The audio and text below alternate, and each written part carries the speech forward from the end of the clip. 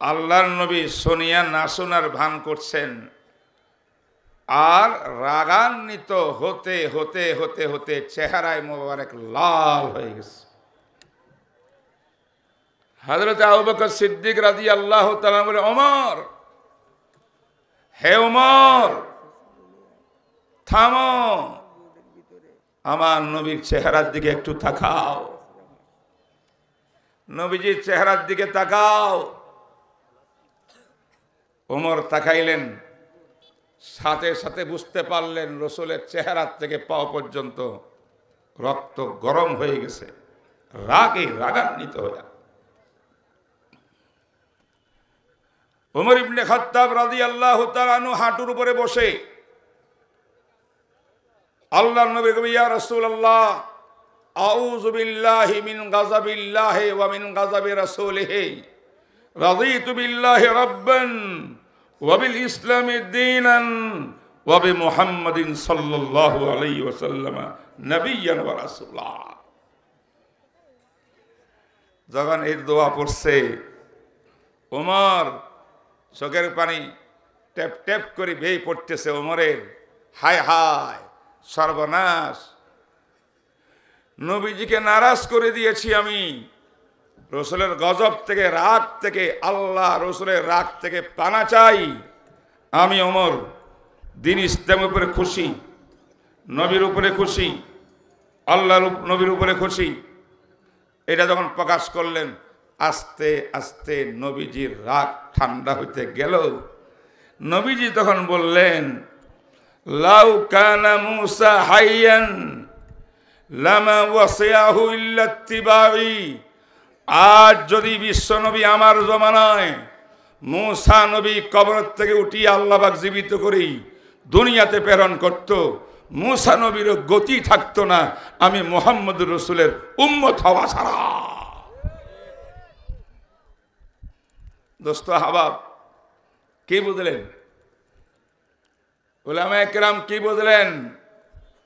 এই হাদিস থেকে শিক্ষা হলো, যারা গবেষক, ইসলাম নিয়ে গবেষণা করে, জাকির নায়েকের মতো মানুষ বিভিন্ন ধর্ম নিয়ে গবেষণা করে, তার জন্যে তাওরীত, ইনজিল, তালমুদ, বেদ যা আছে সব পড়বে, যারা বহস করতে হলে যাতে ইসলামকে তিনি বিজয় করে তুলতে পারেন।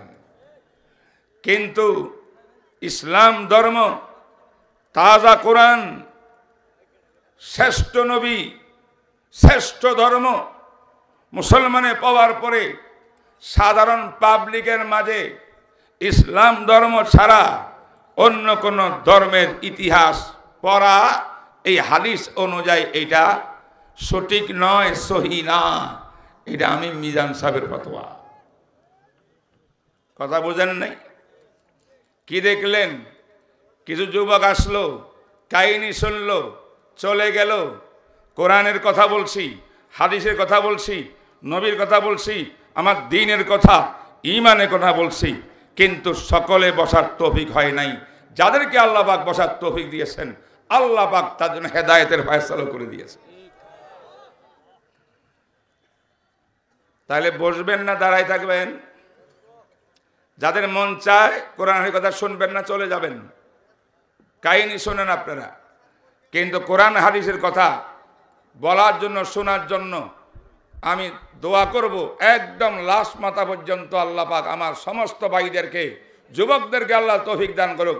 সবাই বসে পড়েন, আমার পরে বড় বড় উলামায়ে কেরাম আসবেন, তারা মূল্যবান কথা বলবেন। বর্তমান আমরা যে অবস্থায় আছি, আমাদের এখন প্রয়োজন, আমাদের পথ বের করতে হবে।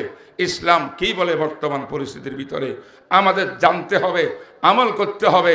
ইসলামকে এই জমিনে প্রতিষ্ঠা করার জন্যে, সুবিচার প্রতিষ্ঠা করার জন্যে, কোরআন সুন্নাহর রাজ কায়েম করার জন্যে পার্লামেন্টে ইসলামী হুকুমতের ব্যক্তিত্বদেরকে নির্বাচিত করে পাঠাইবার জন্যে এবং এই দেশের সংবিধান কোরআন সুন্নাহ অনুযায়ী করার জন্যে যা দরকার তা আমাদের করতে হবে। কারা কারা তৈয়ার?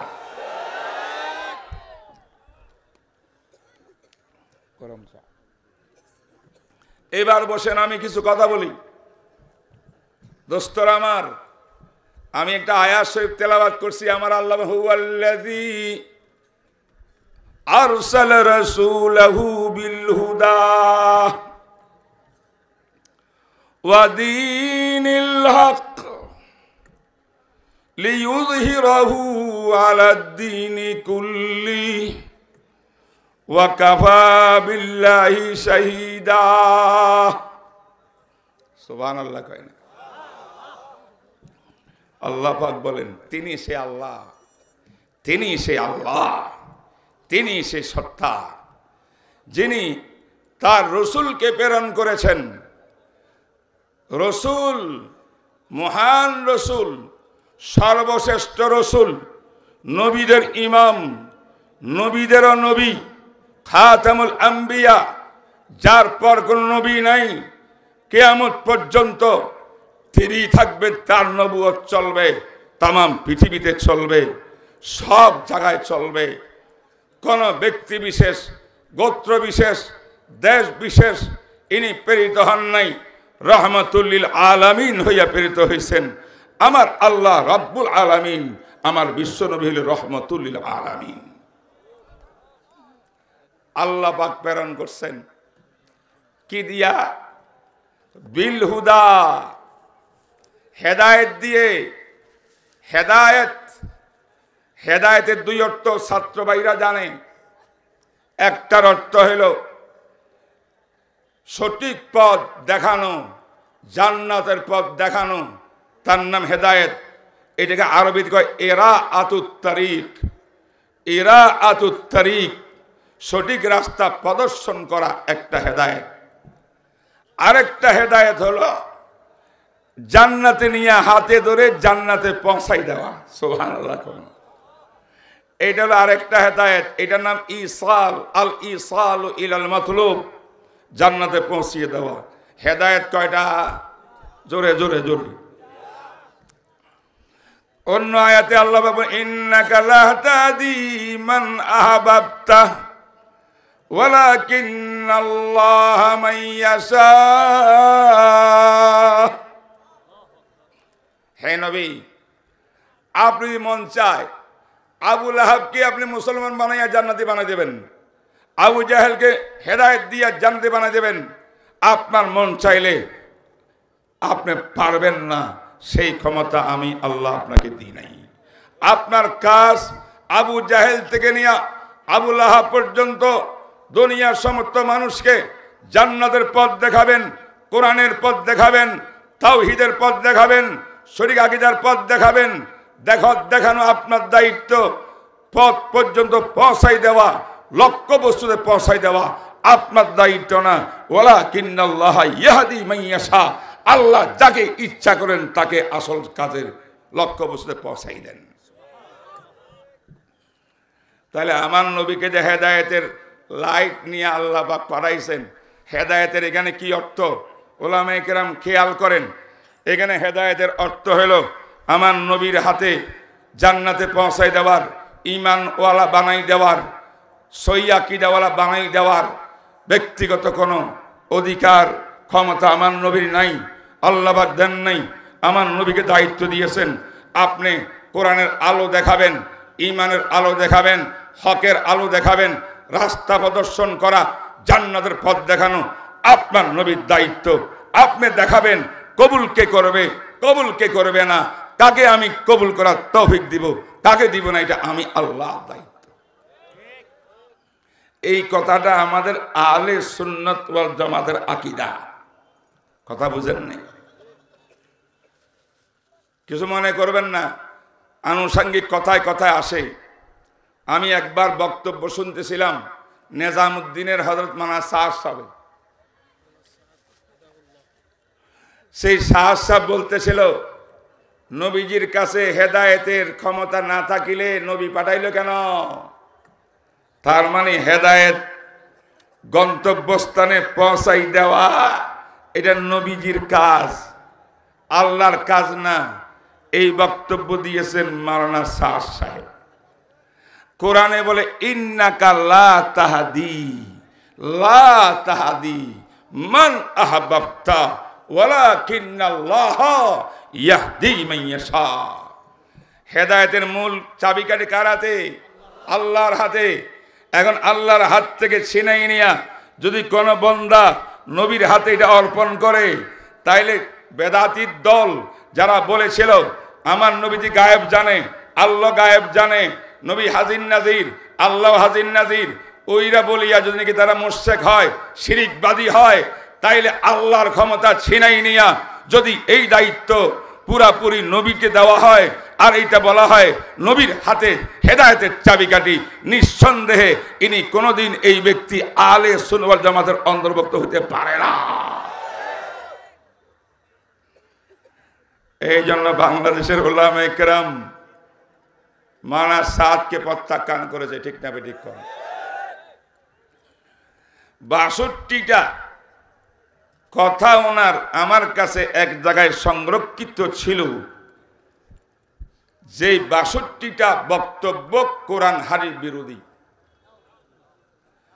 এর উপরে আমি একটা হাইয়াতুল উলিয়া আল্লামা আহমদ শফি রাহিমাহুল্লাহ তিনি থাকতে সিদ্ধান্ত হয়েছিল হাইয়াতুল উলিয়াতে মুফতি বোর্ডে ১৭ জন সদস্য আমরা হাইয়াতুল উলিয়ার, যে এটা একটা বক্তব্য ফতোয়া লিখি।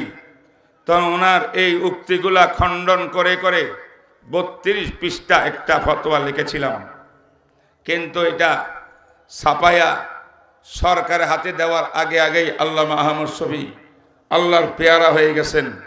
এরপরে আবার দায়িত্ব বন্টন হলো, এই কাজটার আগে বাড়ল না, তবে ফতোয়া আমার কাছে সংরক্ষিত আছে। সুবহানাল্লাহ করে দোস্ত হাবাব, আমি যে কথাটা বলতেছিলাম, আল্লাহ পাক বলেন আমি সেই সত্তা, যেই সত্তা একজন রসুল প্রেরণ করেছি তোমাদের কাছে।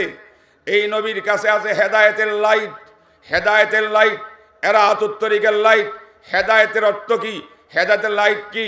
হেদায়েতের লাইট হলো কোরআন, হেদায়েতের লাইট হলো সুন্নাহ, হেদায়েতের লাইট হলো ঈমান, হেদায়েতের লাইট হলো ইসলাম, হেদায়েতের লাইট হলো সিরাতে মুস্তাকিম। এই সিরাতুল মুস্তাকিম, এই ইসলাম, এই কোরআন, এই ঈমান আমি সব কিছু দিয়া আমার নবীকে প্রেরণ করেছি। এক হাতে দ্বীন ইসলাম, ইন্নাদ দীন ইনদাল্লাহিল ইসলাম। যে ইসলামে শিরিকের স্থান নাই, যে ইসলামে বেদাতের স্থান নাই, যে ইসলামে গায়রুল্লাহর পূজা নাই, এক আল্লাহর উপরে তাওয়াক্কুল, লা ইলাহা ইল্লাল্লাহ মুহাম্মাদুর রাসূলুল্লাহ, আল্লাহু রাব্বুনা ওয়া রাসূলুন নাবিয়ুনা।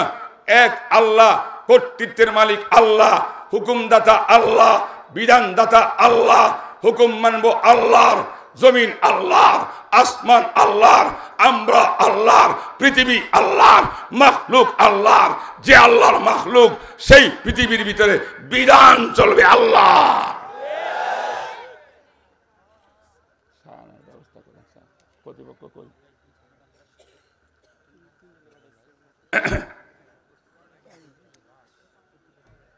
কথা ঠিক না বেঠিক বলেন? বলেন আল্লাহ পাকের এতাত করা, আল্লাহর বিধান মানা উম্মত উপর ফরজ। বিধান দুই প্রকার, এক প্রকারের বিধান হইল করণীয়, নাম তার মামুরাত। আরেক প্রকারের বিধান হইল বর্জনীয়, নাম তার মানহিয়াত, মাতরুকাত, মাসিয়াত। আল্লাহ পাক বলেন ওয়া ইউতিইল্লাহ ওয়ার রাসূল ফাউলাইকা মাআল্লাযীনা আনআমাল্লাহু আলাইহিম মিনান নাবিয়্যিন ওয়াস-সিদ্দীকিন ওয়াশ-শুহাদা ওয়াস-সালিহিন ওয়া হাসুনা উলাইকা রফিকা। সুবহানাল্লাহ। এক সাহাবী ছিলেন রাসূলের আশিক, যুবক সাহাবী, নবীজির দরবারে আসিয়া আল্লাহর নবীর চেহারা আনহার দিকে তাকায় থাকতেন আর চোখের পানি দিয়া বুক বাসাইতেন। একদিন নবীজি জিজ্ঞাসা করছে, হে আব্দুল্লাহ বিন যায়েদ ইবনে আব্দ রাব্বিহি, তার নাম তাফসিরে ইবনে কাসিরে লেখা আছে, আবার ইমাম কুরতুবী লিখছেন তার নাম হযরত সাওবান মাওলা রাসূলুল্লাহ সাল্লাল্লাহু আলাইহি ওয়াসাল্লাম। তাফসির কারকগণের ভিতরে সাহাবীর নাম নিয়ে ইখতিলাফ আছে, মতানৈক্য। ঘটনা কিন্তু সত্য। হাদিসটা হলো এই সাহাবী বললেন, আল্লাহর নবী বললেন, হে সাহাবী, কি ব্যাপার, তুমি আমার সামনে বসে বসে শুধু আমার দিকে তাকাই থাকো, কথাও বলো না, কিছু লেখাও না, কলমও নাই হাতে, কাগজও নাই, চামড়াও নাই, কি ছাড্ডি নাই, শুধু আমার দিকে তাকাই থাকো, ব্যাপারটা কি? তখন সেই সাহাবী ইয়া রাসূলুল্লাহ, মনের কথা কি বলবো, ইন্নী উহিব্বুকা, নবীজি আপনাকে আমি প্রাণ থেকে বেশি মহাব্বত করি, আমার বিবি বাচ্চার থেকে বেশি মহাব্বত করি, পৃথিবীর সমস্ত বস্তুর থেকে বেশি মহাব্বত করি, আমি আপনার আশিক, আমি আপনার পাগল, তাই পাগলের মতো ছুটি আসি আপনার দরবারে, যখন বসি আপনার চেহারা আনোয়ারের দিকে তাকাই থাকি। এক হাদিসের মধ্যে আছে বুখারী শরীফে, এক সাহাবী বলেছেন, ইয়া রাসূলুল্লাহ মাতা সাআ, ইয়া নবী আল্লাহ, কিয়ামত কবে হবে একটু আমাকে বলুন। আল্লাহর নবী কোনো জবাব দিলেন না। হাদিস বুখারী শরীফের। কোন হাদিস? জোরে বলেন না। নামাজের টাইম হয়ে গেল, নামাজ আদায় করলেন মসজিদে নববীর ভিতরে। নামাজের পর রাসূল যখন আসি বসলেন, নবী জিজ্ঞাসা করলেন, এই কে সাহাবী, কিয়ামত কবে হবে জিজ্ঞাসা করলো। লোকটা কোথায় গেল? লোকটা দাঁড়ালো, ইয়া রাসূলুল্লাহ আমি প্রশ্ন করেছিলাম নামাজের আগে, কয়দিকে আসো। নবীজি ডাকলেন, ডাকিয়ে বললেন, হে সাহাবী, কিয়ামত কবে হবে উত্তর পরে দেব, আগে উত্তর দাও, কিয়ামতের জন্য তুমি প্রস্তুতি কি গ্রহণ করেছো? মাযা আ'দাত্তা লাহা, মাযা আ'দাত্তা লাহা, কিয়ামতের জন্য প্রস্তুতি তোমার কি আছে একটু বলো। সাহাবী লজ্জিত হয়েছেন, ইয়া রাসূলুল্লাহ আমার কাছে নামাজ বেশি নাই, রোজা বেশি নাই, জিকির বেশি নাই, অনেক আমল আমি দেখাতে পারবো না, আমার কাছে কিয়ামতের প্রস্তুতি নাই। তো একটা জিনিস আছে, সেই জিনিসটা হলো ইন্নী উহিব্বুকা, আমি আপনাকে ভালোবাসি, মহব্বত করি। আমার ভাইরা, সাহাবী যখন এই কথা বললেন ইন্নী উহিব্বুক, জনাবে রাসূলুল্লাহ সাল্লাল্লাহু আলাইহি ওয়াসাল্লাম মুস্কি মুস্কি হাসিয়া বললেন, আল মারু মান আহাব্বা, আল মারু মান আহাব্বা ওয়া আনতা মান আহাবাবতা। সুবহানাল্লাহ। আল্লাহর নবী বললেন, ও আমার সাহাবী, আল্লাহ পাকের সিস্টেম ফয়সালা হলো, দুনিয়ার মধ্যে যাকে মহাব্বত করবা তার সঙ্গে তোমার হাসর হবে, তার সঙ্গে তোমার নসর হবে, তার সঙ্গে তোমার ঠিকানা হবে। ও সাহাবী, তুমি যখন বললে আমাকে বেশি মহব্বত করো, তাহলে সন্দেহ নাই আল্লাহর কানুন অনুযায়ী আনতা মান আহবাবতা, তুমি যাকে মহব্বত করো অর্থাৎ আমি রাসূল, তোমার হাসর নসর জান্নাত হবে আমি নবীর সাথে। ইবনে হাজার আসকালানী বুখারী শরীফের ব্যাখ্যা গ্রন্থ ফাথুল বারী, তিনি রিওয়ায়াত নকল করছেন এই হাদিসের আন্ডারে। যখন রাসূল বলছেন, এই দুনিয়ার মানুষ শুনে রাখো, যাকে মহব্বত করো তার সঙ্গে তোমার হাসর হবে, যাকে মহব্বত করো তার সাথে তোমার জান্নাত জাহান্নাম হবে, সে যেখানে যাবে তুমি সেখানে যাইবা। আর নবীজি এটা বললেন, তুমি যেহেতু আমাকে মহব্বত করো, আনতা মান আহবাবতা, তুমি যাকে মহব্বত করো তার সঙ্গে থাকবা। এই খবর শুনিয়া সাহাবায়ে কেরাম এমন খুশি হইলেন, এমন আনন্দিত হইলেন, ইতিহাসের পাতায় লেখে জীবনে সাহাবীরা এত খুশি হন নাই এই হাদিসটা শুনিয়া যত খুশি হয়েছেন। সুবহানাল্লাহ। আপনারা কি খুশি হয়েছেন? মহব্বত কার সঙ্গে, কার সাথে থাকবে আমাদের? আল্লাহর সঙ্গে আর রাসূলের সঙ্গে। বলেন কার সাথে? আল্লাহর সাথে, রাসূলের সঙ্গে মহব্বত, ঠিক না বেঠিক বলেন? অতএব নবীর ভালোবাসা, আল্লাহর ভালোবাসা। এবার শুনেন ভালোবাসা কাকে বলে। এক সাহাবী বলছেন, ইয়া রাসূলুল্লাহ মাতা আকুনু মুমিনান খালিসা, আমি পাকা পোক্ত ইমানদার হইতে পারবো কখন? আরেকটা হাদিস শুনেতেছি, আল্লাহ রাসূল বললেন, পাক্কা মুমিন হইতে হইলে ইজা আহবাবতাল্লাহ, আল্লাহকে ভালোবাসতে পারলে তুমি পাক্কা মুমিন হয়ে যাবে। বলেন সুবহানাল্লাহ। এই সাহাবী পাল্টা প্রশ্ন করে, ইয়া নবী আল্লাহ মাতা আহবাবতুল্লাহ, আল্লাহকে ভালোবেসেছি এই কথা প্রমাণ হবে কবে? আল্লাহ রাসূল বলেন, ইজা আহবাবতার রাসূলা, রাসূলকে ভালোবাসলে প্রমাণ হবে তুমি আল্লাহকে ভালোবাসো। সুবহানাল্লাহ বলবেন না? হাদিস ভালো লাগে না? হাদিস শুনতে ভালো লাগে না? এই কথা নবীজি বললেন। আল্লাহু আকবার। এবার সাহাবী বলেন, ইয়া রাসূলুল্লাহ মাতা আহাবাবতুর রাসূলা, এবার বলেন রসুলকে মোহাব্বত করতে পারলাম এটা কখন প্রমাণিত হবে? তখন নবীজি বলেন, ইজা তাবাতা তারিকাতাহু ওয়া সুন্নাতাহু আলা লা ঈমানা লিমান আমানাতালা, লা ঈমানা লিমান আমানাতালা, লা ঈমানা লিমান আমানাতালা। রসুল বললেন নবীর তরিকা গ্রহণ করলে নবীকে মোহাব্বত করা হবে, আল্লাহর বিধান পালন করলে আল্লাহকে মোহাব্বত করা হবে। তাই নবীকে মোহাব্বত করলে আল্লাহ পাওয়া যাবে, আল্লাহকে মোহাব্বত করলে তখনই তুমি পাক্কা মুমিন হইতে পারবে। সুবহানাল্লাহ। আজকের এই মজলিসে কারা কারা পাক্কা ইমানদার হইতে চাই? আল্লাহকে হাত তুলিয়া দেখাই। আল্লাহ তুমি কবুল ফরমাও, আল্লাহ তুমি এই হাতগুলোকে কবুল করো, আমাদেরকে আল্লাহ পাক্কা মুমিন বানিয়ে দেন। বন্ধুরা আমার, এলোমেলো অবস্থায় বসেছি কথা বলার জন্যে। আমি একটি আয়াত শরীফ আপনাদের দৃষ্টি আকর্ষণ করতেছি। আয়াতের দিকে আল্লাহ পাক বলছেন বিল হুদা, হেদায়েত নিয়ে পাঠাইছেন দ্বীনে হক নিয়া। এই দ্বীনে হক হেদায়েত নিয়ে যখন রসুলকে প্রেরণ করলেন, সেই নবী কি দায়িত্ব পালন করলেন?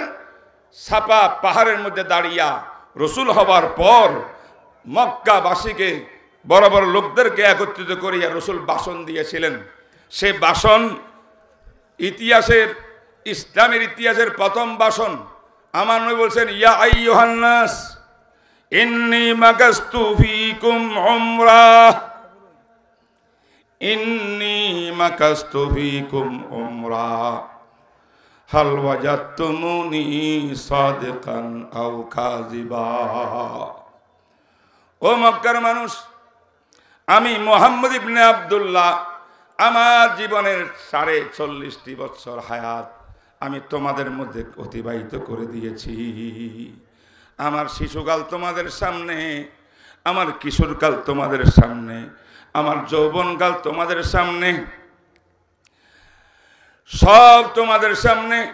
আমি আজকে সাবা পাহাড়ের মধ্যে দাঁড়িয়ে একটা চ্যালেঞ্জ রাখলাম তোমাদের সামনে। হাল ওয়াজাদতুমুনি সাদি, সবাই বললেন মা জাররাবনা আলাইকা ইল্লা সিদকা। মুহাম্মদ ৪০ বছর দেখেছি, রাত তোমার দেখেছি, দিন তোমার দেখেছি, চলাফেরা তোমার দেখেছি, কথাবার্তা তোমার শুনেছি। তুমি ছিলে আমাদের কাছে হিরো, তুমি ছিলা সাদিকুল আমিন, বিশ্বের সত্যবাদী, ১ নম্বর সত্যবাদী, ১ নম্বর আমানতদার। তুমি আমার ফুলের টুকরা, অতএব তোমাকে সত্যবাদী ছাড়া আর কিছুই পাই নাই। সুবহানাল্লাহ। পৃথিবীতে আব্রাহাম লিঙ্কন এসেছে, মাও সেতুং এসেছে, আগস্টাইন এসেছে, বড় বড় পণ্ডিত দুনিয়াতে অতিবাহিত গেছে, দুনিয়াতে বিপ্লব সাধন করেছে বিভিন্ন লাইনে। পৃথিবীতে কোন নেতা নিজের লাইফ হিস্টোরিকে চ্যালেঞ্জ হিসেবে পেশ করতে পারে নাই জাতির সামনে। একমাত্র বিশ্বনবী আমাদের নবী মুহাম্মদুর রাসূলুল্লাহ, তিনি বলেন আমি নবী। নবীর প্রমাণ কি? আমার ৪৫ বছরের লাইফ হিস্টোরি নির্বাচন করে দেখো, যাচাই বাছাই করে দেখো। যদি কোনো সামান্য স্পট পাও, ত্রুটি পাও, বলো পাবা না। যেই ব্যক্তির ৪৫ বছরের ভিতরে সামান্য স্পট দেওয়ার কোনো সুযোগ নাই, তিনিই তো নবী হবেন। তাই এটা আমার নবী হবার দলিল। বলেন সুবহানাল্লাহ। আমার ভাইরা এই দাওয়াত দিলেন, পরে বললেন ইয়া আইয়ুহান নাস কুলু লা ইলাহা ইল্লাল্লাহ তুফলিহুন। হে আরবের লোকরা, আমাকে কি কি বলছো তোমরা সব জানো। আমার আজকের বক্তব্য একটা, সে বক্তব্য হলো লা ইলাহা ইল্লাল্লাহ। ইবাদত চলবে এক আল্লাহর, সিজদা চলবে এক আল্লাহর, হুকুম চলবে এক আল্লাহর, বিধান চলবে আল্লাহর। লাতের বিধান চলবে না, হুবলের বিধান চলবে না, উজ্জার বিধান চলবে না, কোন গায়রুল্লাহর বিধান চলবে না, হুকুম চলবে আল্লাহ। এটা আমার রাসূলের প্রথম ভাষণ। ঠিক না বেঠিক বলেন? আর সেই নবীর উম্মত হইয়া আমরা মুসলমান, বাংলাদেশে মসজিদের অভাব নাই, মাদ্রাসার অভাব নাই, দাড়ি টুপিওয়ালাদের অভাব নাই, শিক্ষা বিদ্যালয়ের অভাব নাই, দাওয়াত তাবলীগের মানুষ ভরপুর, খানেকা পীর সাহেবদের মাশাআল্লাহ সব ঠিকঠাক আছে বাহ্যিকভাবে। কিন্তু এখন পর্যন্ত এই বুঝ আমার মধ্যে কমপক্ষে আসে নাই যে যেই নবী প্রথম দাওয়াত দিয়েছিলেন হুকুম চলবে আল্লাহর। আমরা তো অনেক ক্ষেত্রে আল্লাহর বিধান লঙ্ঘন করি, গায়রুল্লাহর দিকে যাই, গায়রুল্লাহর পূজা করি, গায়রুল্লাহর বিধান মানি, গায়রুল্লাহর শাসন মানি। গায়রুল্লাহর শাসন যদি মানি থাকি, এক আল্লাহর বিধান তো মানতে পারলাম না। ঠিক না বেঠিক বলেন? তাইলে বলুন এবার আমাদের বিধান মানবো কার? আরে জোরে কার? আরো জোরে কার? ইনশাআল্লাহ আল্লাহ পাক রব্বুল আলামিন আমাদেরকে তৌফিক দান করুক। হে যুবকরা আমার দিকে তাকাও, মানতে হবে কার বিধান? জোরে জোরে কার বিধান? এক আল্লাহর বিধান। এই শপথ জনাবে রাসূলুল্লাহ সাল্লাল্লাহু আলাইহি ওয়াসাল্লাম আলে মক্কার সামনে প্রথম ভাষণে তিনি আমাদেরকে শিখাইছেন। কিন্তু আজ আফসোস আমরা দিনে দিনে ভুলে গেছি। আমাদের ইমানের দাবি আছে, ইমানি রুহানি শক্তি আমাদের নাই। নামাজ আছে, নামাজের রুহানি শক্তি আমাদের নাই। জিকিরও কিছু কিছু আছে, রুহানি শক্তি আমাদের নাই। রুহানি শক্তি অর্জন করতে হলে একমাত্র ব্যবস্থা আল্লাহওয়ালা যারা হক্কানি মুরব্বিয়ানে কেরামের কথা মানিয়া তাদের থেকে আমল নিয়া আমল করতে হবে, আত্মা পরিশুদ্ধ করতে হবে। আমার কলব যদি পরিশুদ্ধ হয়ে যায়, তাজকিয়া হয়ে যায়, ইমানের শক্তি আসবে, নামাজের শক্তি আসবে, জিকিরের শক্তি হবে, আমার স্লোগানের মধ্যে শক্তি আসবে। ঠিক না বেঠিক বলেন? আমাদের এই স্লোগানে যেটা আপনারা দিচ্ছেন, এই স্লোগানে কিছুই হবে না। হবে তখন যখন ইমানি শক্তি অর্জন করব। ইমানি শক্তি অর্জন করার কারখানা কাওমি মাদ্রাসা। ঠিক না বেঠিক বলেন? আর একটা খানেকা, হক্কানি পীর মাশায়েখের খানেকা। 3 নম্বরে দাওয়াতুত তাবলীগ। দাওয়াতুত তাবলীগ ইমান বানাইবার ব্যবস্থা। হক্কানি পীর মাশায়েখের খানেকা ইমানের শক্তি বাড়াইবার ব্যবস্থা। আলেমে বা আমল হওয়া, ইমান বাঁচাবার ব্যবস্থা। তাই আসুন আমরা যদি দাওয়াতের দরকার দাওয়াত দেব। যদি কোনো বাতিল বেঈমান মুশরিক কাফের ইসলামের শত্রু বাহিনী আমাদের আস্তানায় আঘাত করতে চায়, আমাদের নবীর বিরুদ্ধে কথা বলিয়া আমাদের অন্তরে কষ্ট দেয়, কোরআনের বিরুদ্ধে কথা বলে, ইসলামের বিধিবিধানের বিরুদ্ধে উল্টাপাল্টা বক্তব্য দেয়, সে দেশে থাকুক বাইরে থাকুক যেখানে থাকুক না কেন, আমরা কোন নাস্তিক কোন বাতিলের সঙ্গে আপোষ তো করবই নাই। বুকের তাজা রক্ত দিয়ে হলো কোরআন সুন্নাহকে ইসলামকে রক্ষা করিয়া ছাড়বো ইনশাআল্লাহ।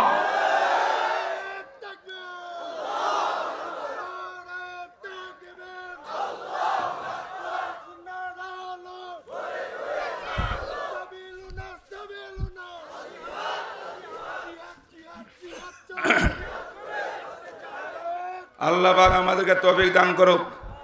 সর্বপ্রথম রুহানিয়ত ইমানি শক্তি বৃদ্ধি করতে হবে, তারপরে জিহাদ করলে কাজ হবে। ঠিক না বেঠিক কর? প্রথম সবক রুহানিয়তের সবক, ইমান বৃদ্ধির সবক। আল্লাহ পাক এই সবক গ্রহণ করে জিহাদের ময়দানে আমরা থাকব, দাওয়াতের ময়দানে আমরা থাকব, সিয়াসত রাজি ময়দানে আমরা থাকব, বিপ্লবের ময়দানে থাকবো ইনশাআল্লাহ। ঠিক না বেঠিক বলেন? আল্লাহ সবাইকে তৌফিক দান করুক। ওয়া মা আলাইনা ইল্লা বালাগ ওয়া আখিরু দাওয়ানা আলহামদুলিল্লাহি রাব্বিল আলামিন ওয়া সাল্লাল্লাহু তাআলা আলা খাইরি খালকি মুহাম্মদ ওয়া আলা আলিহি ওয়া সাহবিহি আজমাইন। আসসালামু আলাইকুম ওয়া রাহমাতুল্লাহি ওয়া বারাকাতুহু। আলহামদুলিল্লাহ, মাশাআল্লাহ। আমাদের মুফতি সাহেব হুজুর অত্যন্ত গুরুত্বপূর্ণ আলোচনা করতেছিলেন।